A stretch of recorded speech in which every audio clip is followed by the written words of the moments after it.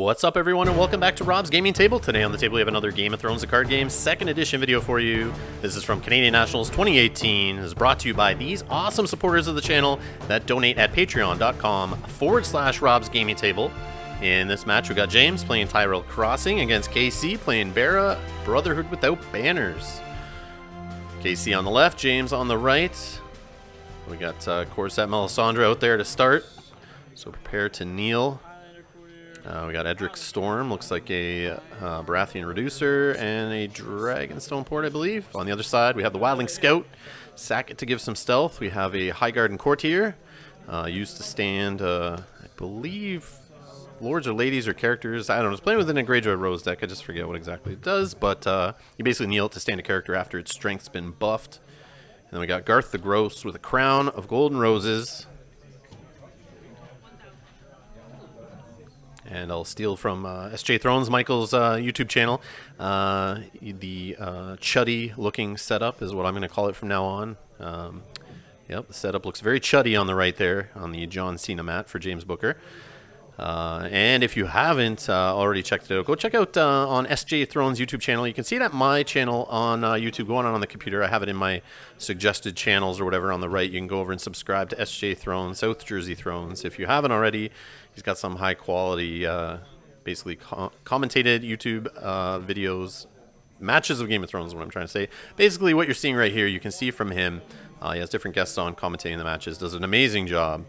Very good guy. Go check out his content if you haven't already. Basically, he covers video matches and tournaments, whatever, from the Northeast. So if you see Roy Rogers posting about any tournaments, you might get coverage there from Michael at SJ Thrones. And he does a fabulous job. All right, so we have plots flipped here. We got Time and Plenty on the right. On the left, I believe that's a summons, if I recall correctly. Official FFG alt art. And yeah, it is a summons. We're going to do it here. I'm not sure who's going first, but it would have been James Booker on the right who would have been deciding, the Tyrell player. Most likely you pick the bear player to go first, so Melisandre's Neil gets one of those chuds that's on the board, and not a large Tyrell bomb character that is going to be dropped out in this marshalling phase, I'm sure. Usually, like, nukes half my dudes. Shoot. After you marshal, choose a Neil character with 2 strength or strength. Oh. So we see the summons is on an Ashai Priestess. R'hllor character gets a kneel off of Melisandre with it, and we'll get a kneel out of itself. And with the cheap characters on the board with the low strength, that's going to hit one of those too. So he's able to kneel out a couple characters if he marshals that Ashai Priestess this round. And I mean, getting a Highguard and Courtier down is like prevents a stand on a big guy. So kneeling one of those is very powerful, actually.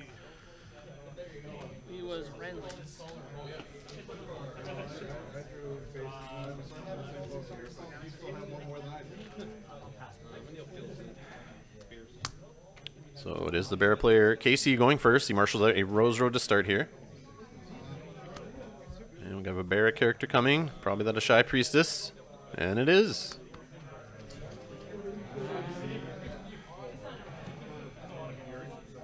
For sure we will kneel to Courtier. Yeah, Courtier's first target, highest value target there. And Garth the Gross gets hit with the Melisandre effect, or whichever, vice versa. They're both going to be hit. They're both able to be hit by the Courtiers and Melisandre, so it doesn't matter. It doesn't matter, I guess, if he had Treachery and wanted to cancel. But that's not happening here. And an Iron Throne. He's got the chair. Just needs the table. That's going to help him win some dominance. And Rick Storm's going to help him win dominance also.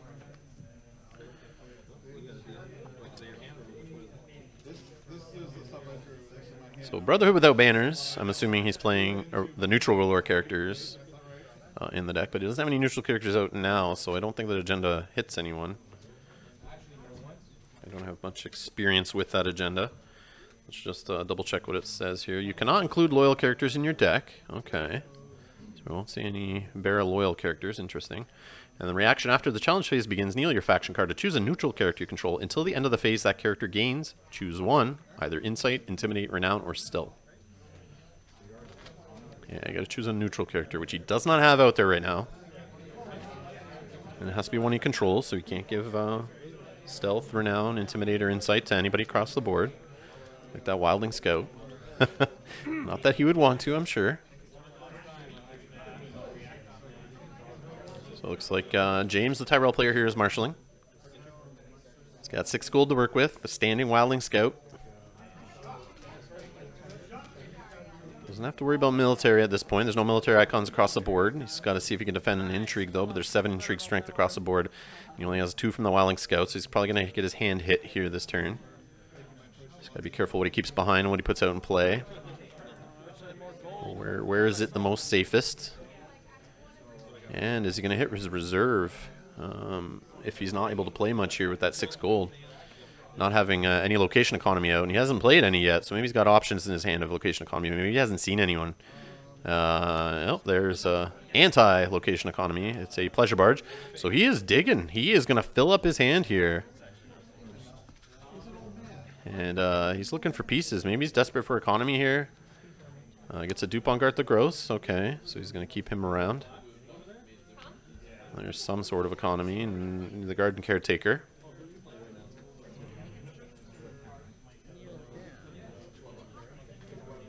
And immediately kneels him to reduce the cost of a Tyrell character here. Or not. He's gone back on that. He's looking at his money there. Can he play what he wants? We'll kneel him. Might as well, right? Gotta get all the action out. 3. And for 4, we have a Garland, I believe it's Garland Tyrell.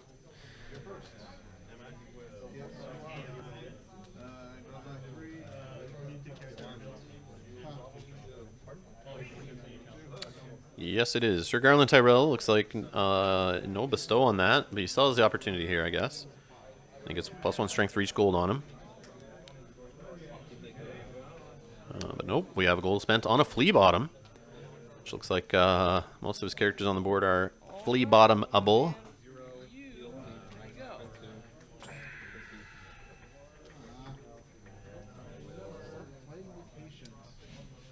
And saves the gold on the Tyrell side. We got an intrigue here with the Shy Priestess. That will be a good one. And like we said before, his hand's going to get hit here. No block from the Wildling Scout, it looks like. Yep, it does go unopposed. And claim we got another copy of Sir Garland. Why was that not put out as a dupe? I am not sure. Interesting.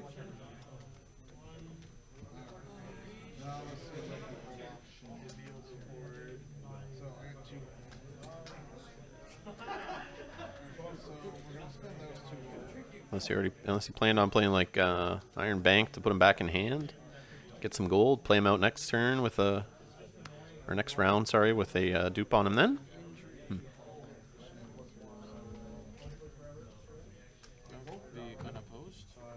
Interesting. So we have an unopposed intrigue coming back the other way with the Wildling Scout. Not sure why he didn't block with Melisandre there. Maybe he really wants to stop that power challenge, I guess, and gets a hand's judgment.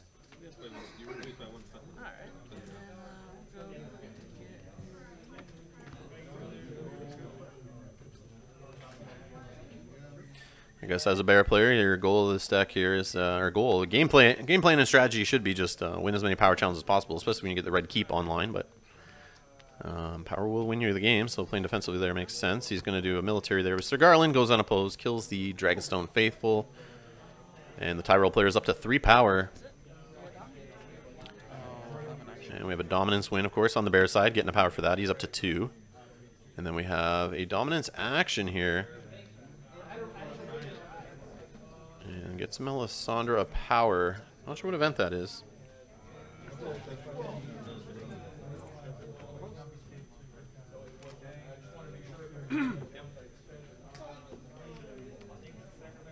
It was the Ritual of R'hllor. A R'hllor event. Reaction after you win dominance. Choose X standing R'hllor characters. Each of those characters gains 1 power. Okay, so that's why he maybe didn't use Melisandre to defend the intrigue there.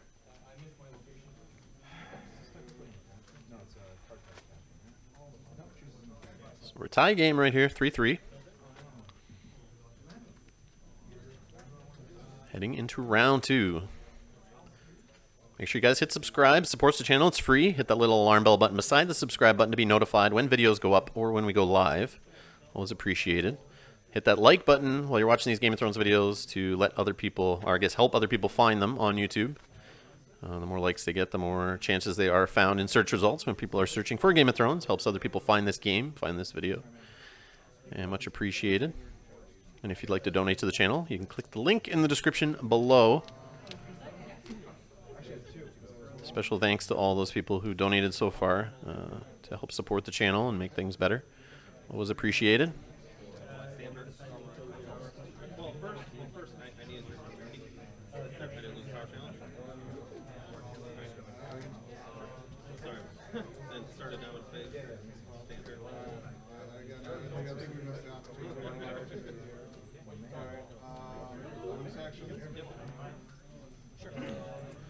All right, we got heads on spikes into the Withering Cold, so we're going to skip the standing phase this round.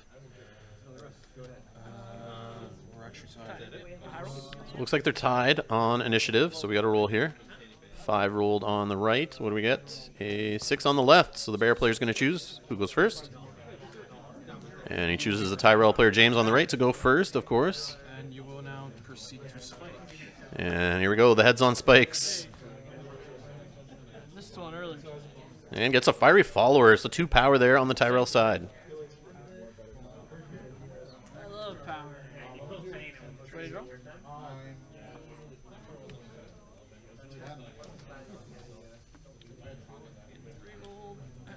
So only 3 gold to work with here on the Tyrell side. Remember that Pleasure Bard's given him a -1.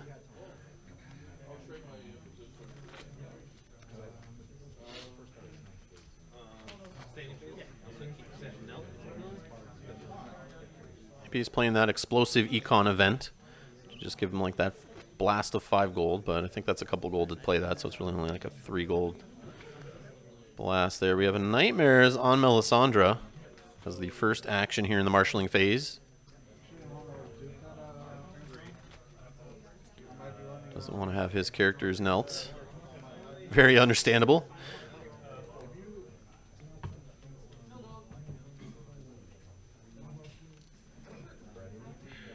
And we got Corset, Corset Marjorie Tyrell. I was going to say Melisandre, but she's across the board. And over to the Bear player for his marshalling. Dragonstone Port goes down. He gets a second Rose Road. And Devon Seaworth, I think that is.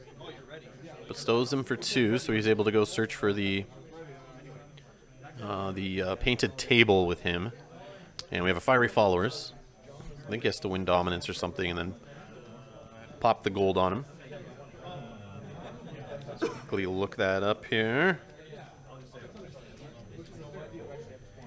And he's bestow 3 after you win dominance. You can discard X gold to search your deck for a non-limited location with printed cost X or lower and reveal it and put it into play. X cannot be 0. Shuffle your deck. So that's how they go grab that chair after they win dominance, or the table, sorry, after they have the chair out, they win dominance and search for it. So starting here, an Intrigue Challenge with the Wildling Scout, coming in for 2. Or 1, actually. 1 because of crossing.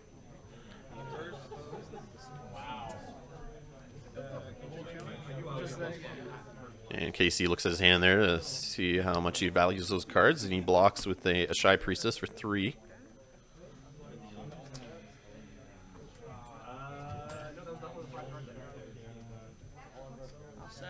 So we got Stealth on Garth the Gross given from the Wildling Scout to sack there.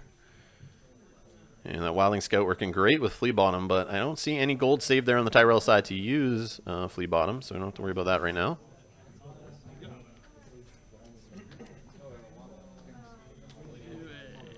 So this Bear deck's looking to control, and this Tyrell deck's looking to rush, I assume. So we'll see who takes the battle here, whether the Bear deck can control Tyrell deck or player and keep him from rushing to the win.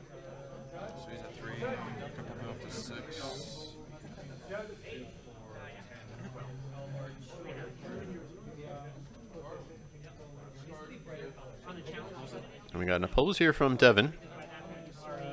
Reactions winning. So this is the second challenge. Is he just 2? Yeah, it's just 2. Yeah, so. It looks like it was a military challenge, claiming the priest, Shy Priestess there for claim. He has sorry? He has renown. Yeah, he has renown. So while there's a Lord character, Okay. Garland, he has military icon. Okay, renown. perfect. Yeah. So yeah, we're just getting clarification there on Garth the Gross, getting military icon and renown due to a Lord character being out, and that's what Garland Tyrell is there to do for him.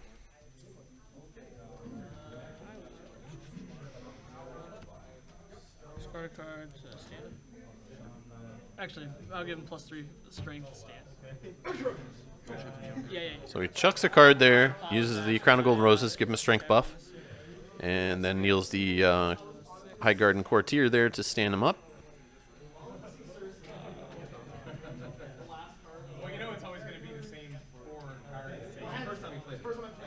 And now I'm thinking why he saved that dupe for Garland there was just to chuck. Maybe he's, worried about first snow, but I mean Garland is immune to first snow. Maybe that's what he's thinking. Just throw it away. So we got a superior claim here, winning that power challenge. An extra 2 power out of that. And we got crossing power here. Not unopposed, but he does claim a power.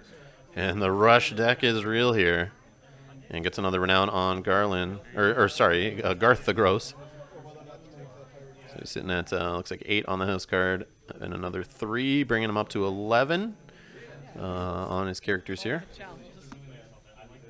On the other side, 2 on the bear side.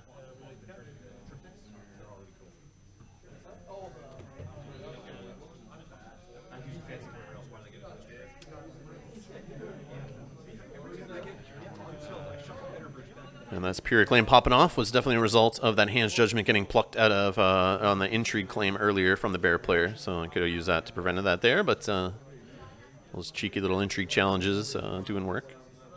Okay, so after dominance phase begins, I'll cancel. Then we got a pass. We got the dominance start here. Garland gets canceled on dominance there due to Edric Storm not counting his strength. So for winning Dom. And then we have the win of Dom, and we're having the search with Devin Seaworth here. And there's the chair on turn 2, or round 2. And usually that'll slow a player down. We'll see if it actually does anything here to the rush deck across the table. Yeah, so you take a power from.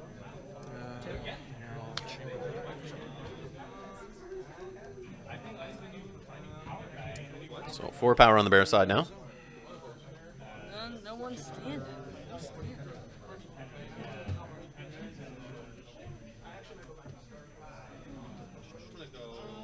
And yeah, they skipped the standing phase, so everything's staying knelt here. That's probably why KC passed doing any challenges there. And we got trading into King of the North. Or King in the North. I'll be going first.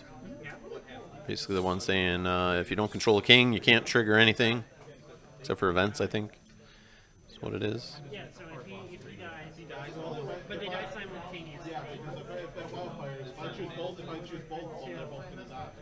Yeah, so you're right, she doesn't immediately come back, but the problem is the interrupt happens before she dies.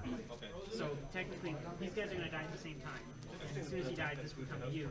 But this interrupt happens before he dies.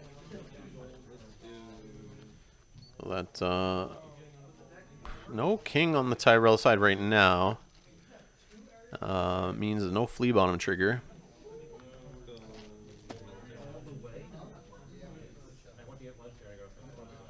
So it looks like the bear player is going first. We see the Tyrell player took his 3 gold from trading in the plot phase. We're going to go to marshalling here for the bear player, getting a dupe out on Melisandre.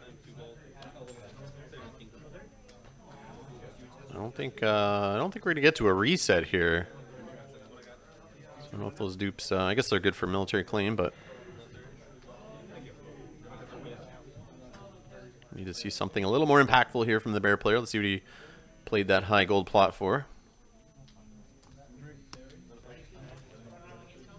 And he played it for paid for a Thoros of Myr.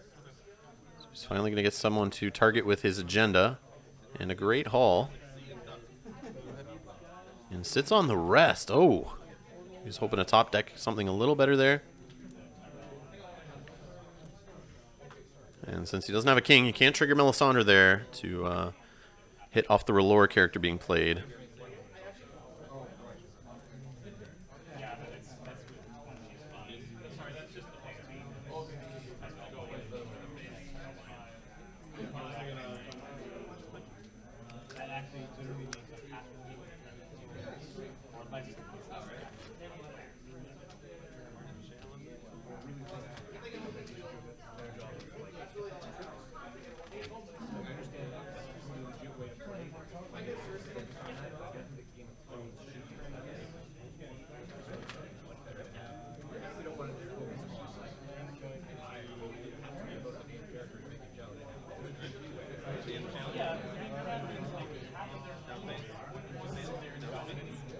We just have James here trying to figure out what he's going to marshal here.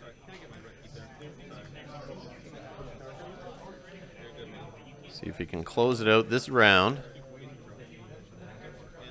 He's got to think about what challenges he needs to do first, who's going to be involved in them. Can he get some extra activations on anyone? Can he jump anyone in from his discard pile using Flea Bottom, which he can't unless he gets a king on the board. Can't use Melisandre, or sorry, Marjorie's Pump.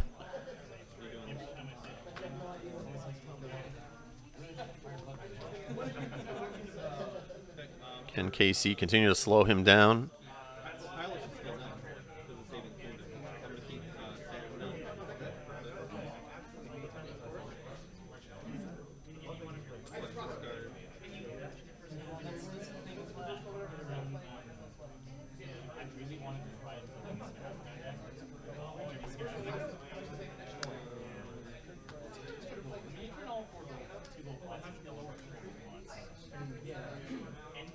So we do have more Canadian Nationals videos coming up. I have a few in the hopper that I will voice over shortly and get posted, so stick around for that.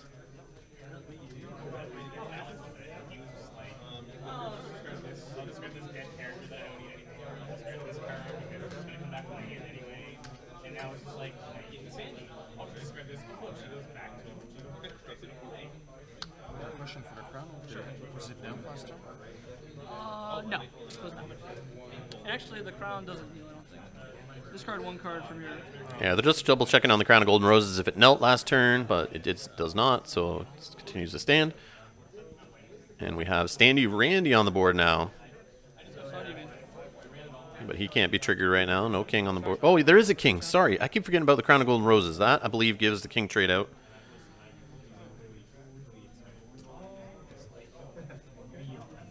Forgot about it underneath there until Casey just pointed it out.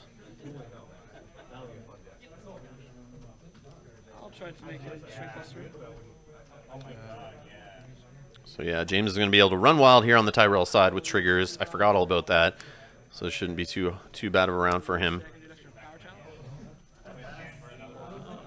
I'll try to do intrigue. So we have an intrigue here with Olena's Informant. Looks like he pitched her to buff Garth the Gross, but then brought her in with Flea Bottom. I assume triggered her to initiate an additional challenge. Or to, yeah, to be able to initiate an additional challenge.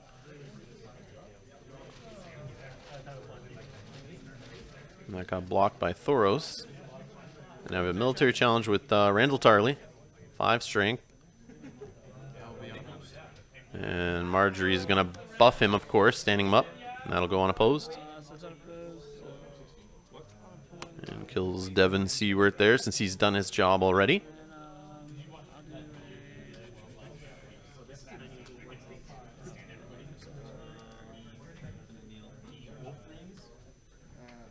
Power challenge for 5. And now a 5 strength power challenge with Garland. They're getting the buff off crossing. And that's going to be a win. That's it. So congrats to Mr. Booker there for winning that round. And like I said, stay tuned. We got more Canadian Nationals coming up. Check out our board game playthroughs also on the channel if you haven't already. And just thanks a lot for being here, guys, and watching. And I'll see you in the next video.